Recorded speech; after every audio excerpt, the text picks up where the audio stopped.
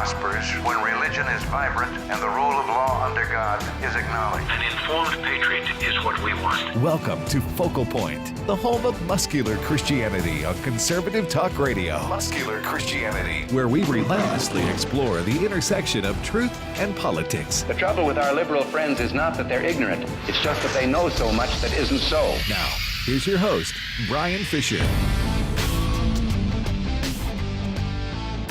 Hi, and welcome back to this second hour of this free-for-all Friday edition of Focal Point on AAFR Talk. Brian Fisher is my name. The program is Focal Point. The network is AAFR Talk. Fire Hose Friday, trying to get as much content your way as we possibly can in the shortest amount of time. So many stories, so little time. Let's go to the phones. I promised Tom and Ben would get to them right after the news. Let's do that. Tom, Marion, Ohio, welcome to Focal Point with Brian Fisher. What's on your mind?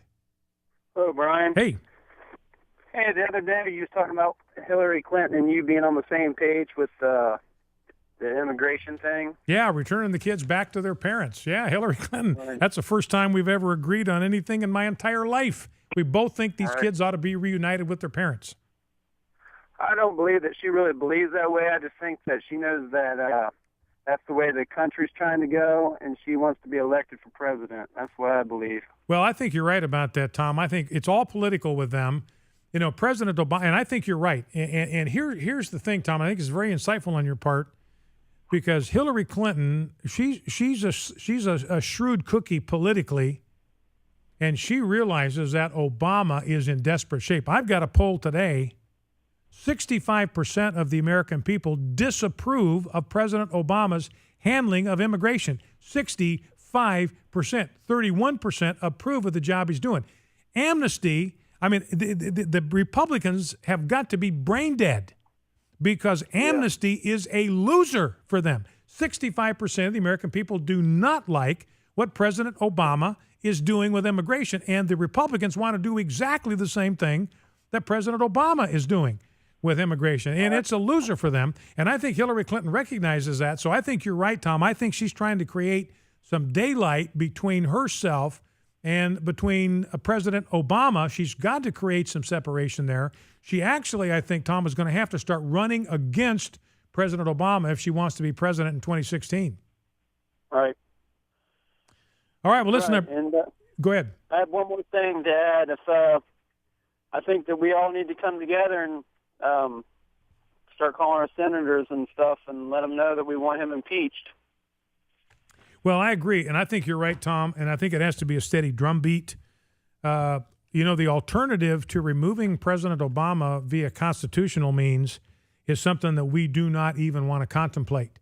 And our elected officials who took an oath to uphold and defend the same Constitution that President Obama took an oath to uphold, they have a responsibility to see that that's done, to discharge their oath of office, which means if the Constitution is not being upheld, if it's not being defended, and they have the constitutional authority to do something about it, they have got to do something about it. And we know that Congress has the constitutional authority to rein in a renegade, rogue, out-of-control president. Now, they're not doing it. The Republicans have already said we're not going to impeach. We think it's too vulnerable. All they're thinking about is their own political careers. They don't want to mess around with impeachment before November because they're afraid it'll hurt them at the polls.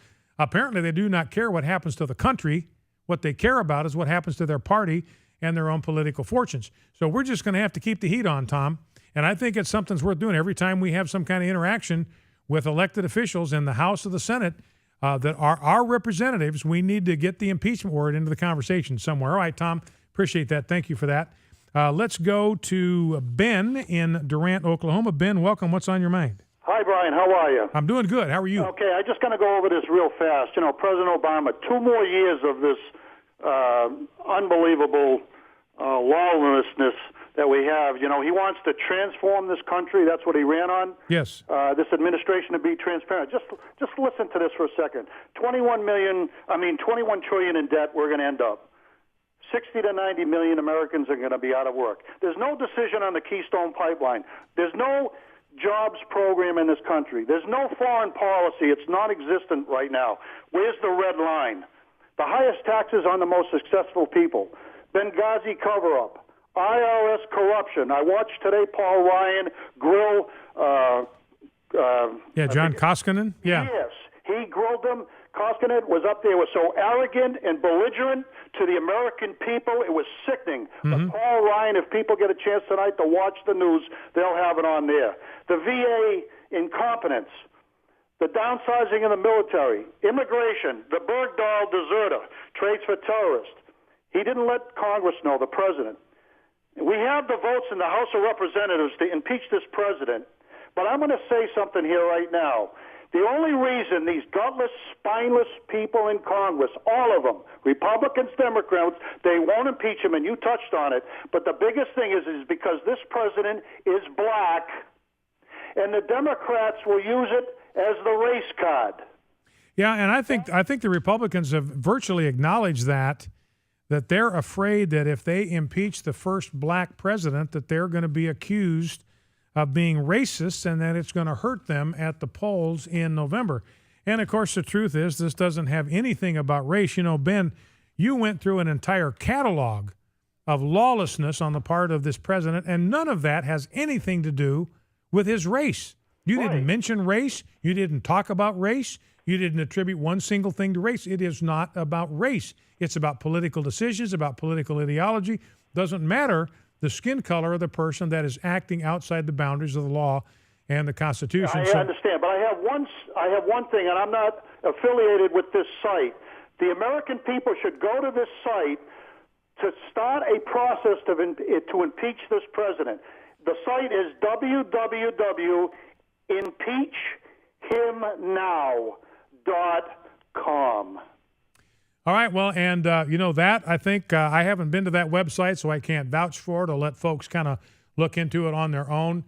But I do think, clearly one part of this whole thing needs to be our communication with our elected representatives, especially in the House of Representatives, because they can file articles of impeachment.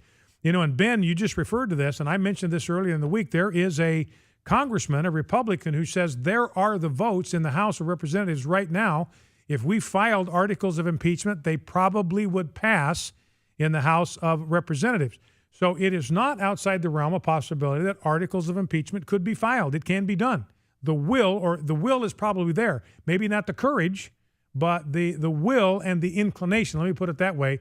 The inclination to do it, the willingness to do it if it was safe is there. Apparently what they lack, I would say, would be the courage. So it's going to have to be from us, ladies and gentlemen.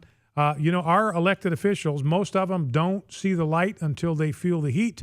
If we think impeachment is the proper approach, then they're going to have to hear from us. It's going to have to come from the American people where, I've always said this, and I appreciate your call, Ben. Thank you for that.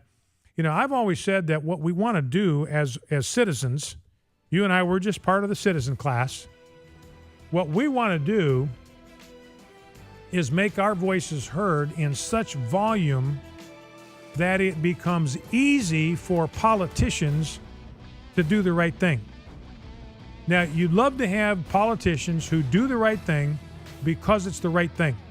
They are in short supply. That's why we're $17.5 trillion in debt. Every time they vote to raise the debt ceiling, they know they're doing a bad thing, and they do it anyway.